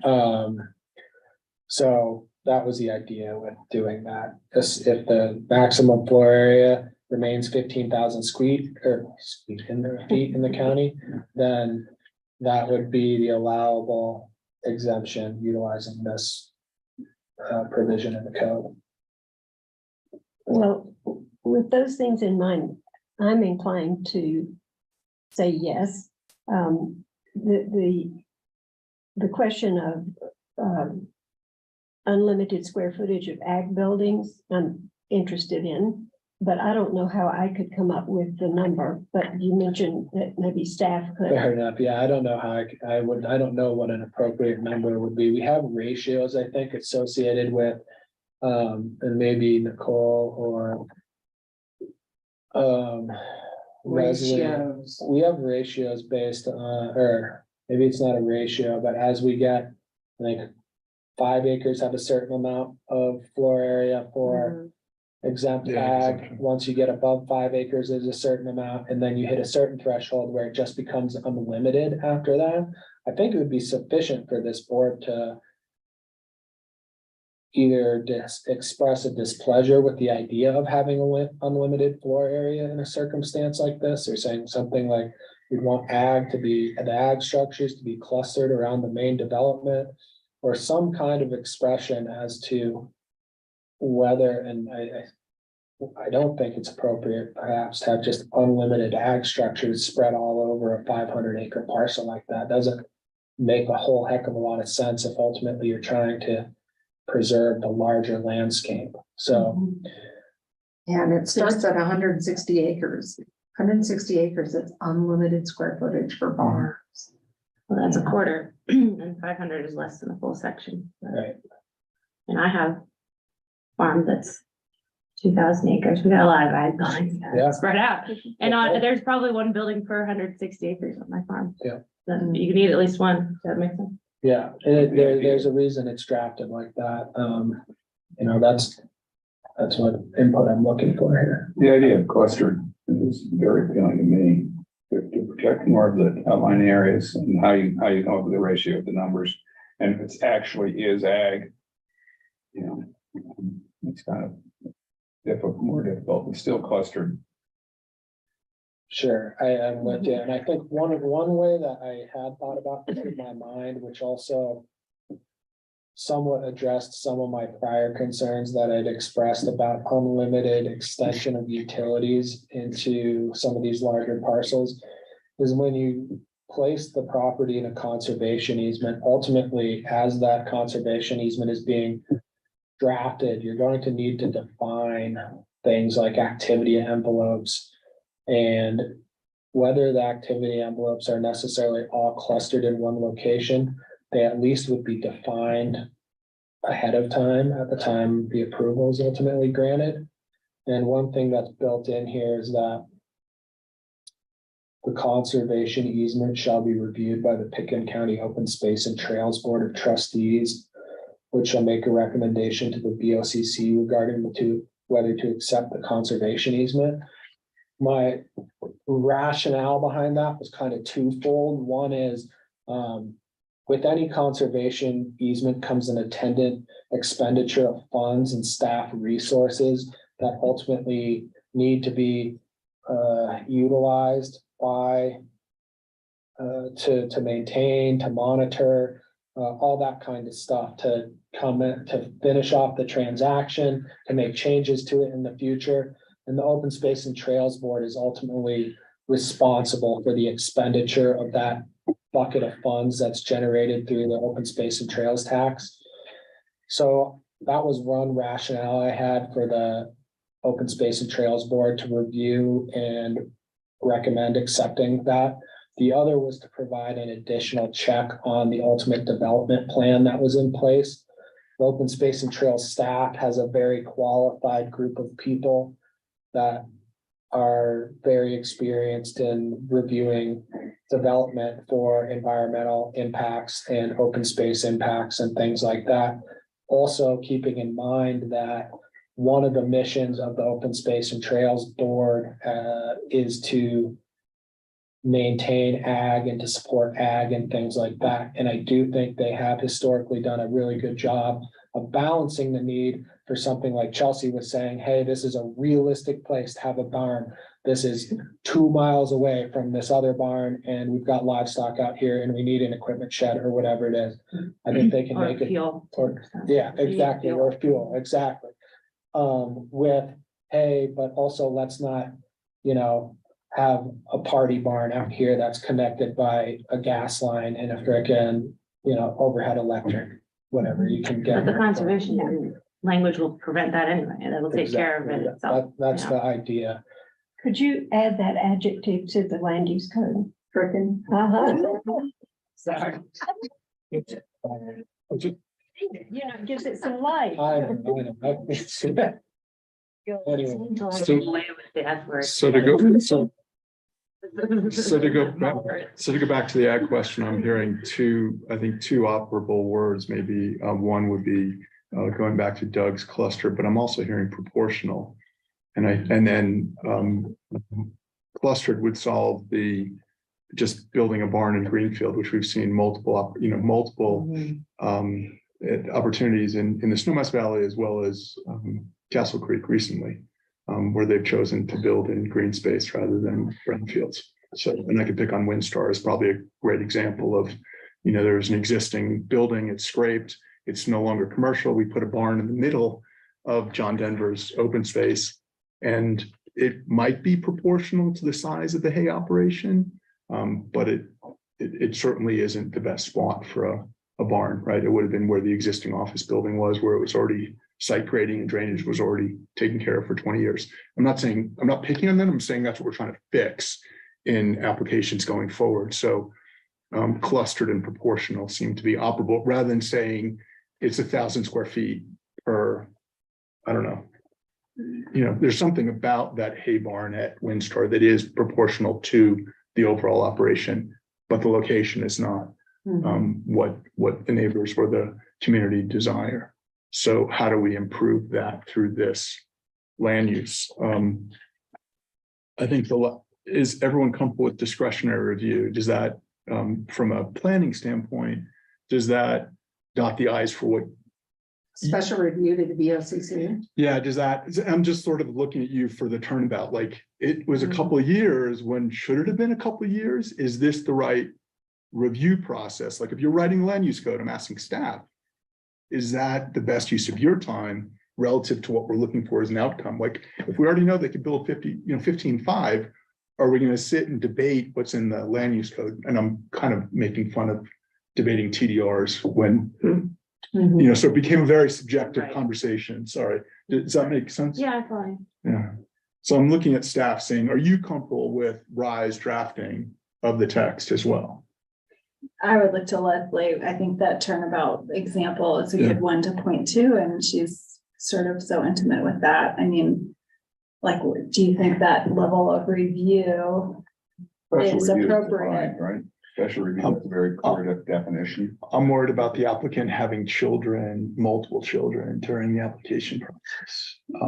Or staff? Yeah, or, Well, they got caught up in Yeah. COVID Yeah. and. I'm just asking you guys, is like, Yeah, she was you've been pregnant. through, like, what we learned from Turnabout, is there something we need to apply to this? So discretionary doesn't become, well, I don't think they should get 15.5. Like, Right, that's what I'm worried about, that subjectivity, I guess, and time. You know, yeah, yeah, and that's a good example because that's there's 15 what is the cap. Right. But what I think about when I think of Turnabout and I think about these large properties is you really are going to see some level of ag Right. operation. And then it's really easy to talk about what kind of accessory buildings, ag buildings they need to support their operation. It's not this kind of shell game of Right. it's a barn, but it's really not a barn, Right. because, you know, we really don't have an ag operation. But I think Turnabout was just really an amendment to their previous plat, and it was a two-step process, and it did take a long time. But what you're proposing is just special review to the BOCC, not a two-step BOCC, P and Z, then BOCC. As it's drafted, it would just be special review to the Mhm. BOCC. and again, just wearing the P and Z hat, P and Are Z you was, guys okay with that? P and Z, well. I think we put ourselves in the mix at the last meeting, saying, yeah, it would be good, because even if you take Turnabout. The easiest part of their approval was actually P and Z, Mhm. right? And you can ask the client, they would say. It went, you know, even with all this I think it's because the TDRs were involved. Yeah. That's what was so. in general, yeah. Mhm. So are you We- suggesting that we add P and Z? I mean, there is a special review that also includes P and Z, I think, under the code. I'd have to look. I think we suggested it last time you were in front of us. Okay. So I don't think it's a new ad. I think it But I was at wonder the, then if you- the May, it was at the May meeting that we did say yes. So It the, makes so sense. the only incentive then is it's still a GMQS exemption. Right. At whatever floor area that is applicable in that zone. Right. So that's still an incentive. I'm Right. just thinking like that, Right. when we add a two-step process, is that really an incentive? The other part of the conversation relative to Turnabout. The P and Z and based on AVLT and OST. Really want to see more conservation easements and less ill-defined open space. Mhm, And that was the feedback from AVLT and OST on Turnabout. mhm, And so we included that in the last reading with Rye, that was critical. mhm. I do need to add that I don't know if it's in here that's critical. Is that in addition to a CE, we need a management plan. And we need an executed management plan Well, I think every because, county manager, every county CA at least has a requirement for a minute. but we have CEs without signed management plans in the county right now. But I- probably That's the probably old. true. The new, and again, I'm looking at, we have transitions of these large parcels, and so even though there's only two. In play, there's other large ones that will change hands. And the issue we have is that they have a CE. And they live up to the CE, but they don't ever sign the management plan. And so it's a Gary, it's a Gary/client conversation. How does the management plan different than the A, B, C, D? The You management, have requirements here, plus county's approval as a form of C. so I'm citing real life where we have CEs in place over 1,000-acre parcels. For the And yet record, the say con- what a CE. Conservation easement. Yes, So we have conservation easements in place that do not have management plans. So what we end up with is a 1,000-acre parcel just closing at will for hunting. And that's going on today in the county. So we're moving away from open space and saying, okay, we really want CEs. You can have this 15,000 square foot building, but you also need to execute and sign that management plan that shows us the day-to-day operations when it's open to the public, because there's a public benefit that we're looking to extract out of all of this. Right, which is, goes back to the trails on Highland Bavarian or something. So there's multiple areas where we need to ensure or protect the public in this. Not all conservation easements have to be open to the public, that's, No, but those are no, agreed, but I'm citing the the ones that are open to the ones that are open to the public that create their own rules because there is no management plan. And we have that there in the valley today. So I would love to see that added to the drafted language. Just to make sure that there's a requirement that every CE has a management plan, an attendant management plan. And again, my worry is, I'll double, I mean. yeah, and run it by Gary, but Gary will, I'm almost Yeah. positive that there are CE requirements that open space and trails requires every CE to have an attendant management plan, but there's nothing wrong with adding that into this document. So it's a belt and suspenders, it's already required, but we're gonna But- restate it and but we have them Yes, sir. unexecuted is my issue. So we have CEs that have no management plan executed because they've changed hands. And so the new owners. Leslie thinks those are all old though, not going forward. I mean, I think you're talking about Windstar, right? Yeah, yeah, that's why I said go to Gary and Yeah. he'll agree. Because then it makes it difficult for them to manage going forward. As it Even changes hands, you have the ability to get a management plan in place. That's the question. How does that work if it's not in the title? that's the worry, right? The worry is that each of these parcels we're referring to will change hands in our lifetime. Right. And that we want both CE and management plan. And that's where I'm coming from. And is there someone in the county that monitors that the management plans are did that too? That's open space and trail. Right. Paul Lucimer is typically our guy on the ground today. What else? I think that, so we've done review of discretionary, we've done ag, we've done size, we've done CE management plan. And not open space, and the last one was anything that we need to do to comply with 1255.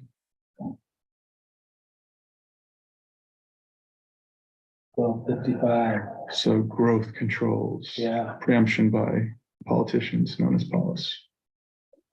But I mean, I guess in my mind, this, if anything, this supports our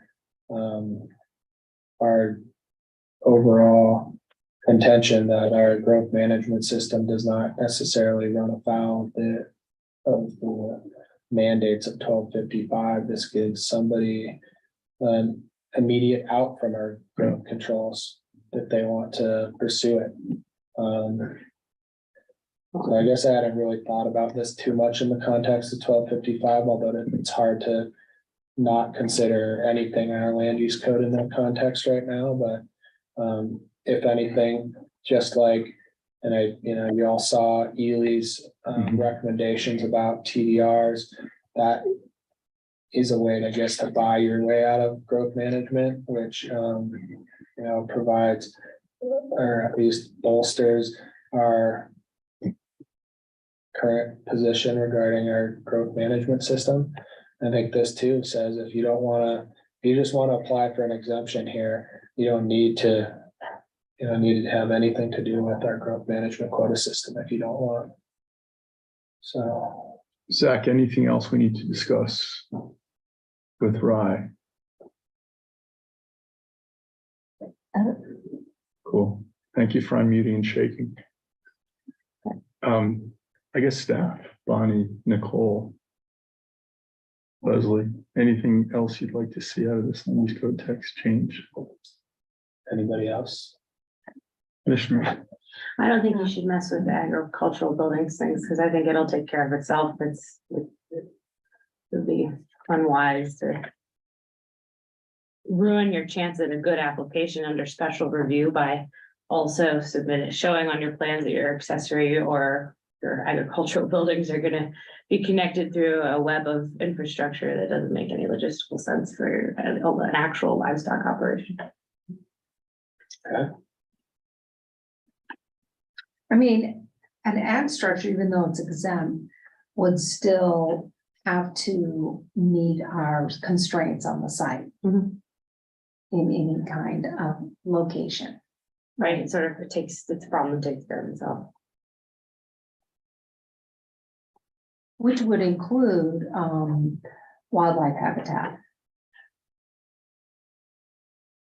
And view plan, right? Yeah, Yeah, and I think the concern is really the use of open, we have open fields like we had at Bavarian, we have open fields like we do at WinStar. right. And so it's how do we get a handle on proper site planning that benefits everyone who's surrounding. But we us. also have, our irrigated field Yeah. section in chapter 7, where we look at, how much of the historic irrigated fields are preserved, and the code kind of drives those buildings to be placed out of Okay. irrigated pasture land.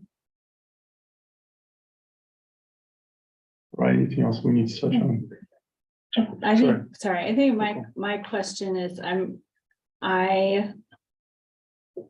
I am a person who wanted to buy a 500-acre parcel, and I wanted to think about the economic value of that parcel. I don't know if this code that's drafted would pull me in that direction any more than the 35-acre option. So I guess that's my question, is like, we want to steer people here, right? As opposed to 35, or is that like a goal of this commission? I guess like it would be nice to maybe articulate that and like which lane you're kind of prioritizing, and then asking, does this have the right incentives or disincentives to guide the development? I don't know. I think this does have the right incentives. I think it guides us there, most people there. Okay, good. It's just It's one- not, if it's an economic decision, they're gonna provide it. The property, in my mind, they need to have the desire to have a large piece of property and all those kind of things, and so. Making it simpler, I think it's nice to have that option for them to think about, but if it's an economic decision. The material, I think. This route. Yeah, that's interesting. We've had, I don't disagree with you. But we also have in relatively recent times received appraisals and land use analyses that would suggest that the ability to utilize this 500-acre exemption, as opposed to doing something like splitting it up under the existing zoning size and or utilizing the 35-acre exemption. Now, of course, this is all assuming that our growth management quota system survives this implementation at 1255. But given a parcel that has enough acreage that you're going to have multiple 35-acre parcels that would then need to compete in BMQS and GMQS to establish development rights on all of those parcels.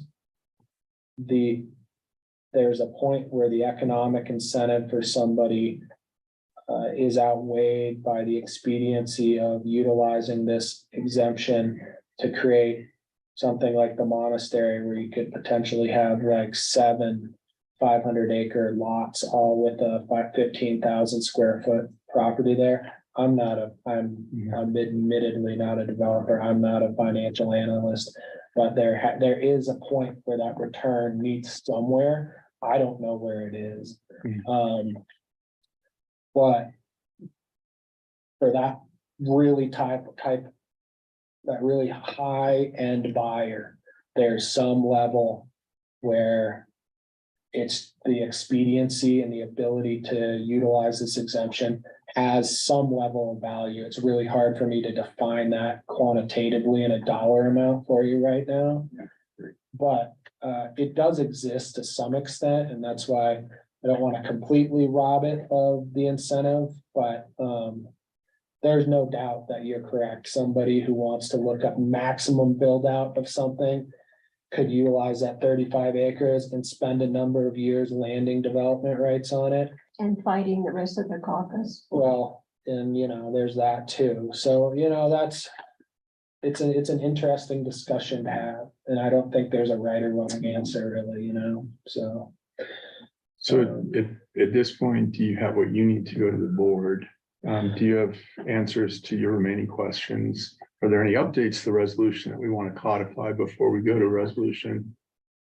I would love for you to lay my fear that a conservation easement would also include a management plan, but again, you could take that out of the resolution and say it's a conversation with Gary. I just don't want to repeat what we have on other large lots in the valley, is where I'm coming from. I mean, in my mind, that particular suggestion to the language doesn't hurt or change anything, so I don't have a problem with adding that. It's something that I believe the OST staff is doing. I guess I'm asking for the BOC or for the Planning and Zoning Commission to consider the resolution. There's a couple ways we can do that. The function that you're serving here is a recommendation on the proposed language.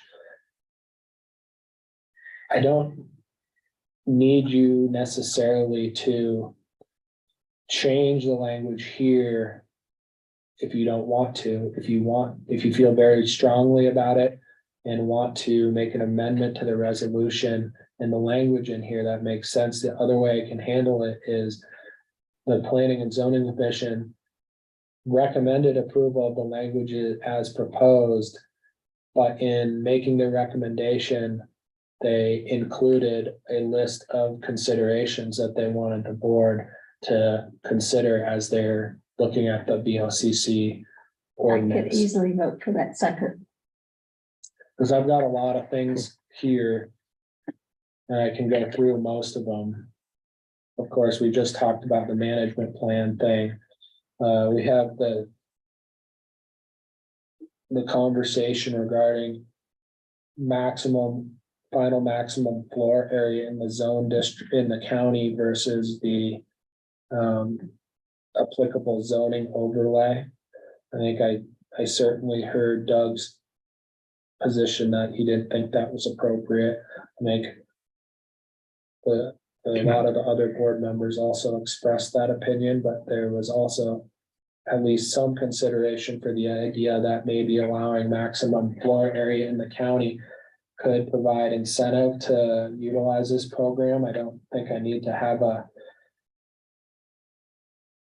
an affirmative or disaffirmative from this group one way or the other than I can tell the board that this was a topic of conversation that was had here. I like how you drafted it. Okay, Mhm. I'll say that. I mean, ag buildings, we've had the concept of either clustering them or making them proportional or allowing the CE, and as Leslie was discussing, let the land use code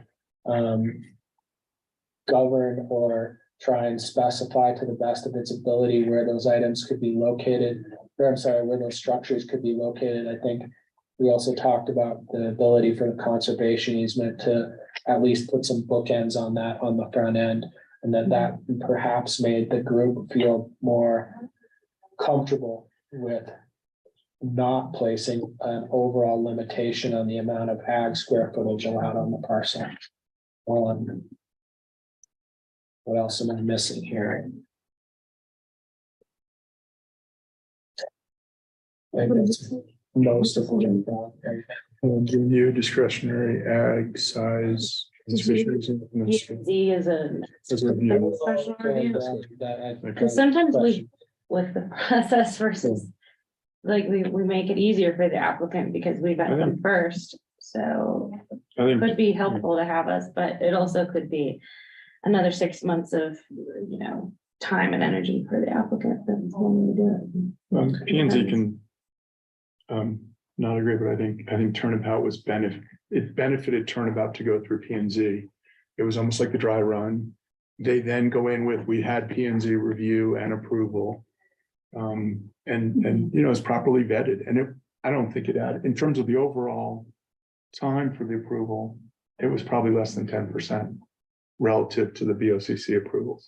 So and if you even called the applicant, I think they would say, no, the P and Z part of it was pretty strong. And I personally like that because in my mind, the purpose of this board, both statutorily and under the home rule charter is to do just what we're talking about, planning and zoning stuff. And not that the BOCC can't handle that, but they have so many different types of reviews on their plate all the time that are not related to land use. I think it does help them to get either affirmative recommendation or a suggestion from this board as to how an application can be made better. And it provides them with a springboard or some backbone, whatever you want to call it, to push back in certain areas on an application where they said, hey, we have a citizens board that serves as volunteers. We're here until 7 o'clock tonight. That's reviewing this stuff. And we want to respect what that board made as a recommendation here. I think it's a really good, but as to Chelsea's point, it does add time. Yeah, but it could also lay the foundation for, a claim against BOCC for making some sort of an arbitrary decision. So it almost protects the board from making some sort of arbitrary and capricious decision that's, if it's a subjective discretion of the BOCC to approve or deny an application, then we give them the framework in our resolution to, kind of work within. So we do help the applicant in that sense, because it gets them ready and teed up for a reasonable decision and reasonable discretion as you drafted it. And the community gets to hear this twice. Not that I want to make things more tedious or longer and more time consuming and expensive for applicants, but it could help them in the long run. Okay, well, I'm hearing at least two folks that have a strong, at least one strong and one. I'm just trying to No, I think play it's- devil's advocate. No, both I sides. think it's a good thing to consider, Doesn't necessarily means it holds them up. It's not like subdivision review or something like that, Come to a meeting with you all, it doesn't mean you can't be scheduled to the P and Z or the BOCC within a relatively reasonable As long as amount. it's not like a public hearing, more like a public meeting for review, right? Yeah, typically non-decision making meetings of the P and Z are not public hearings, they're public meetings that if this board decides they want to take public comment at, they're totally free to do that. You're probably gonna have some issues coming up that aren't necessarily public hearings for you all, but you may, from a practical consideration, want to take some public comment on some of those, so. The chair and the rest of the board have the discretion to take public comment if they want, but if it's something like the monastery or Snowmass Falls, maybe it makes sense not to have a line of people out the door at the P and Z and leave that up to the folks getting paid the big bucks up at the BOCC. True. Silly question for staff. Do we update the 300-foot rule when it's 500 acres? Like, what's the circle when you get to a 500-acre lot? It would be their property. Oh, it's everyone it's contiguous, so it's anyone who touches it. Yeah. Okay. So that For doesn't the purpose of public notice. notice, yeah, I was thinking about our Posting the Well, the sign caucus might gets become that. a little sketchy. the caucus gets referral. and there's a Caucus referral can get a body, referral. But That's the caucus doesn't get notified. It's their land use group within the caucus that's actively, going to the site, meeting with staff, meeting with the applicant. But not everyone in the caucus is getting a note saying, the monastery is being That's developed. up to the caucus too. It's like, Right, it's like the right. school tree, But of parents calling parents, the caucus finds out, the caucus is responsible for calling the other parents. Those are- Thank you. I'm not a parent, but that's how it works. And for what it's worth, when we have applications that require being scheduled to the P and Z or the BOCC, those are the first things we look at. In our in our queue of applications, because the meetings are limited, but technically we get those applications to you guys sooner than the applications, because we have a deadline with you, right? So we're always gonna be focused on you guys first. Okay, Doug, if you can go along with this, adding You the know, P and Z review, I Yeah, can. I can. Okay, And I'd good. say that Leslie's comment about if the max county house size is larger than the planning area size, the planning group probably to save a parcel from more You know, you would have to have a strong conservation easement or something like that, not above the county max. But if it's 9250 and 5750 per monster or Summit Falls or whatever it is, I can understand. I think as a caucus, the caucus probably could be convinced that that was a fair trade-off. Yeah. So I was pretty strong in my opinion, but I changed my mind.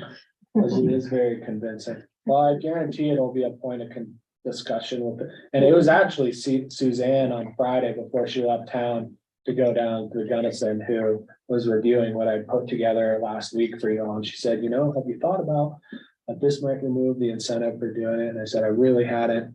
And then I talked about it with some of the other staff members in ComDev today, and everybody put the same types of thoughts that you're having right now. Nobody really, it's like, oh, I don't love that idea. No, really hate that idea, but I think as long as I can flag it for the BOCC, the conversation, so that they're able to have that conversation as well. I think it's helpful. May I ask a question about that? Oh, As long as it's a question I can answer. no, but I'm just thinking about the growth committee and the work that the growth committee has done. And if this is to go above and beyond, how is the, I'm not suggesting it goes above and beyond. No, the way he drafted it is to keep it in line. oh, I thought you were talking about above. No, I'm not saying above whatever. county is. Oh, whatever the county max is, so even Yeah. if the Emma is 8250 right now, it's 92. Okay, forget, never mind. And as far as the P and Z review, you know, been here once. That's burden. Word. You're in a lot. Support that. It's not that big of a burden, Uh-huh. so I can support that as well. Anything else? At this point, Zach's I'm good with all this. cool. so at this point, it sounds like we are making a recommendation. The Planning and Zoning Commission is making a recommendation to the Board of County Commissioners to adopt. Well, we're going to recommend a resolution of the Planning and Zoning Commission in Pitkin County, Colorado, recommending an amendment to Title 8 of the Pitkin County Code, Title 8, Section 6, 3070, which is the GMQS exemption for large lots that include 500 acres or more parcels. Use lots and parcels in the same resolution line, sir. I know, I'm sorry. I recommend you delete and replace the word lot with parcel. The way it's in here is how it's drafted right now in the code.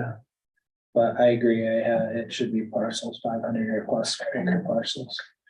Thank you to staff. Oh, so we have a motion. I actually need a motion. That is the motion. I need the motion.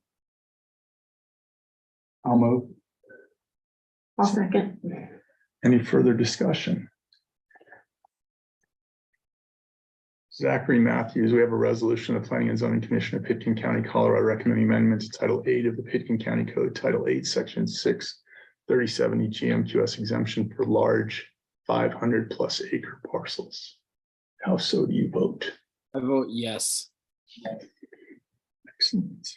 Doug Yes. Throm, Suzanne Caskey, Yes. Chelsea Clark, Yes. and we are 5-0 again. Well, thank you all for considering this again. I know it's been a long discussion. I pretty much had all summer and you got a lot of other ones coming up. So thank you. And you. 7 o'clock. Thanks for Good this. job. This is a great room to do this in. Open discussion. Something to discuss, it has nothing to do with what's on the agenda. Do you need the results? Actually, yeah, are we done with the things on them? So that is closing out the land use. The next item on the agenda is adjournment. Before we adjourn, I just wanted to, I know I'm the appointed chair for this year. I'm not sure how much longer I'm the chair, but I think maybe till, I don't know when we redo that.